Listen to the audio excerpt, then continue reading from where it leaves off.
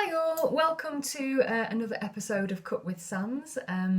As you know, I've been sharing with you my knowledge and ideas about recipes that are really nutritious but that can be prepared on a tight budget. And so today we're going to be looking at a chicken tray bake, and I'll make a start with the recipe. So, as a starter for 10 then, you can see here what the basic ingredients are for the recipe. In a moment I'll show you what some of the alternatives or additional things you can include are. But in terms of the basics, there's chicken, and you're looking at either chicken thighs, ideally with the bones in, or chicken drumsticks. You've got some sort of vegetable like a pepper or a courgette that can be cut into chunks. Onion, cherry tomatoes, and some sort of potatoes, can be any sort. These are really great because they're already sort of washed and can be easily chopped up, and something to create moisture. So here we've got a stock cube. So for those that have watched any of the videos before, you'll know that I always try and talk about some of the nutritional properties of the meal. And one of the key things is trying to get, first of all, a good combination of protein, fats and carbohydrates, but also, and we'll talk about this each time, are the antioxidants that you get mostly from vegetables and salad, and of course fruit. So in terms of fat, protein and carbs, you've obviously got the carbohydrates for energy from your potatoes. You've got your really good high quality protein from the chicken. You've also got some really good fats in the chicken. And in terms of antioxidants, you've got your pepper and your onions and your tomatoes. So you've got already starting to get a really good combination of the different nutrients that you need in your diet.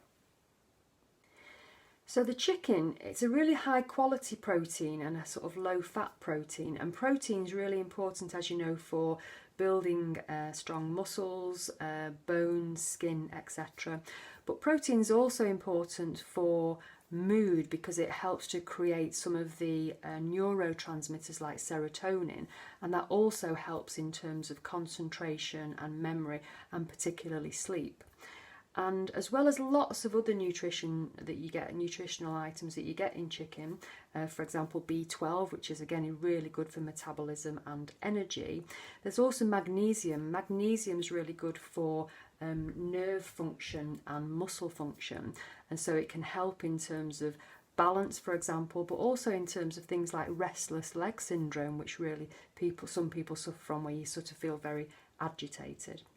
So in terms of potatoes, especially if you keep the skin on, you're really absolutely packed with fibre, with vitamin C, and also potassium, which is very good for heart health and brain health. And in terms of the vegetables that we've got here, and the peppers and tomatoes, etc., all vegetables, you can never have too many vegetables because they're all packed with lots of vitamins, minerals and antioxidants. Antioxidants are what prevent disease and prevent the sort of cell degradation, and lots of properties. The flavonoids in vegetables really help to fight cancer and to fight heart disease. And for example, onions and garlic, those sort of lighter coloured, quite sort of strong vegetables, have got properties that are anti-inflammatory, which again really help to prevent disease and to help your body function at its optimum. So in terms of the store-cupboard essentials, usually there's this sort of holy trinity, which is some sort of oil to either fry or roast in. In this case I've got a light olive oil, and olive oil is a really good one because the type of fats in olive oil are really good fats in terms of what your body needs. And then of course salt and pepper, which goes without saying, just to bring out the flavour of the food. So then in terms of some of the additional things that you can add or have as alternatives, as I say, you can never have too many vegetables. So in this recipe it would be really nice to add something in like different coloured peppers, or in this case maybe adding in a courgette. The different colours that you use with the vegetables and salad items each one brings a slightly different nutrient mix. And for example, orange and red peppers are really strong in vitamin A, whereas green peppers, they're very strong in a property called lutein. And all of these different nutrients have slightly different effects on the body. For example, lutein is very good for your eye health. So those are sort of examples of how these things sort of work together in tandem. So other things, if you have got them in or you want to buy them for the recipe, are chili. I go for this very lazy chili because I'm lazy. And I've mentioned this one before on other videos, but something like one of these shop bought sauces, which are inexpensive but they go a long way because you can just add them a little bit to the overall recipe just to boost the flavour. So for each portion, you're going to need something along the lines of 2 chicken thighs, probably 2 to 3 potatoes depending on your appetite, a handful of cherry tomatoes, probably half an onion and half a stock cube, and then depending on the size of the pepper and whether you've got any other vegetables in the mix, you probably need half a pepper if you're just using a pepper. But if you're maybe going to use a pepper and a courgette, you're probably going to need, I don't know, maybe a third or a half a courgette and maybe a quarter of a pepper. Just enough for sort of 2 handfuls of vegetables, because in terms of your 5 a day, you tend to work on the basis of a handful. So I guess a nice handful of 1 or 2 of those vegetables. So before you start preparing your chicken and your vegetables, you need to put the oven on at about 180 degrees centigrade, that's about 350 degrees Fahrenheit. Again, the temperature, exact temperature doesn't really matter, you know, 180 to 200, you can just keep an eye on it and just make sure that it's looking okay as it's going along. So I'm actually cooking 2 portions here, and so I've got you know, the potatoes, sort of twice the amount of potatoes that we looked at before. I'm going to do a whole onion. If you were doing 1 portion, you would do half an onion. I've got 4 pieces of chicken, a whole pepper, half a courgette, and then 2 handfuls of tomatoes and the stock. Of course, if you wanted to cook 2 portions, it's a really good idea to do that, because then you can freeze a portion and you can heat that up and obviously eat that at a later date. You can also just put that extra portion in the fridge. You can have that, you know, over the next couple of days as a lunch. You can have it cold or warm it up either way. So it's always quite a good idea to actually cook more than 1 portion when you're cooking at the same time, and then you can use that, like I say, either from the fridge or from the freezer if you've got that option. So this recipe is really easy in terms of preparation, because you're really just cutting everything into really good chunks. So in terms of the courgette, you're just going to, I've chopped that in half. I'm just chopping that into sort of 1/2 inch, you know, 1 centimetre size chunks. Similarly with the onion, just going to chop that really quickly into big chunks. There you go. Potatoes I've already cut in half. The pepper in the same way, it doesn't need to be neat. Just chop that into, again, medium size chunks for the pepper. The last piece there.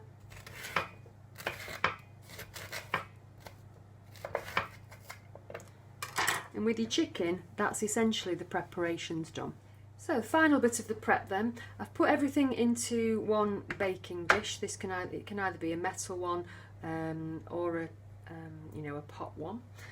Next bit is to put some water in. I've got 1 whole stock cube here with some water, but you might just want to use half a stock cube if you're only making half the quantity.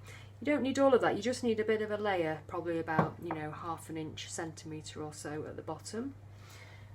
Next thing is to put a little bit of oil in there, just ideally on top of your vegetables. Just give it a nice sort of sprinkling of oil all the way over the top. You're going to sort of mix it up as it starts cooking as well. Got your salt and pepper. This salt never works for me. Where's the other one? Use that one.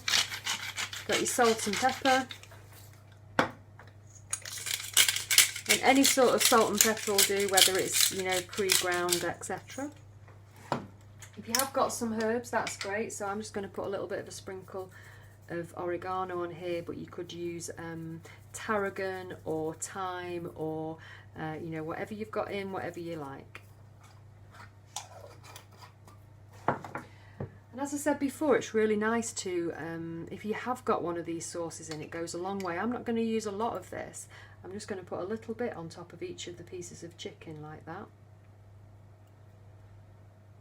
And it just starts to, you know, bring through some nice flavours, but because you're only using a little bit, it goes a really long way, and you can use it on loads of different things. So I'd really recommend that if you can get some of that and have that in.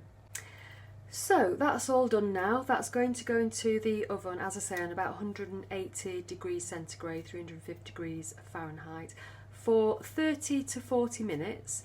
You can just start checking it after 30 minutes. You can just sort of try it with a knife to see if the potatoes are soft enough and browned, and similarly, just you can see in terms of the chicken will look browned and the veg will look nice and soft and coming together. But you can always leave it for another 5 or 10 minutes if the potatoes or the chicken don't look quite done at that point. So this is what it looks like after 30 minutes. So I'm actually going to put it in for at least another 5, probably 10 minutes. I've tested the potatoes with a knife and they're getting there, but they're still a little bit firm.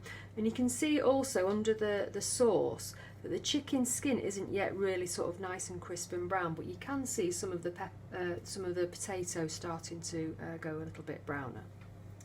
You can see that there's plenty of juice sort of still around. It's not gone too dry. If it gone a bit dry, you could put a bit more stock in.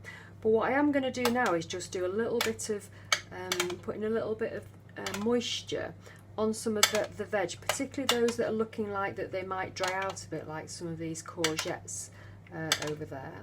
So I'm just going to put a little bit of that moisture on to keep them moist for the next 5 or 10 minutes, probably 10 minutes. And also, you're not going to eat the skin on the chicken, so I'm actually now going to mix that sauce into the overall mix with the rest of the vegetables, just so that that can start to mingle in and you know, add some flavour to the overall dish. That's going to go back in the oven again now, as I say, for about another 10 minutes, I think, looking at it, because it's not really sort of crisped and browned yet. You will find that every oven is slightly different and will operate at a different temperature. So that's why it's not always a hard and fast rule to go for a certain temperature for a certain time. And as I say, this one's anywhere between 180 and 200 degrees for between 30 and 40 minutes. So yeah, so this is the final sort of finished meal. As you can see, everything's nice and sort of slightly browned, and the tomatoes have sort of collapsed quite nicely. And if you do decide, of course, to put this in the freezer or put it in the fridge, do make sure that you always heat it through thoroughly in the microwave to make sure that it's hot all the way through. And as you know, meat, it's really important to make sure that it is actually heated properly if you're going to reheat it. So yeah, you can just plate that up now and enjoy. You might end up with quite a little bit of the fluid at the bottom when you finish, so you can just get rid of that if you want to. But another quite nice thing to do is to thicken it up if you've got a little bit of flour or corn flour and pour that over the top, which is what I'm going to do now. So as you can see, I've just got a pan here with a little bit of corn flour. I'm just going to mix that in, heat that through. Once it starts boiling, it'll start to thicken up, and then I'm just going to pour that over the chicken and serve it up.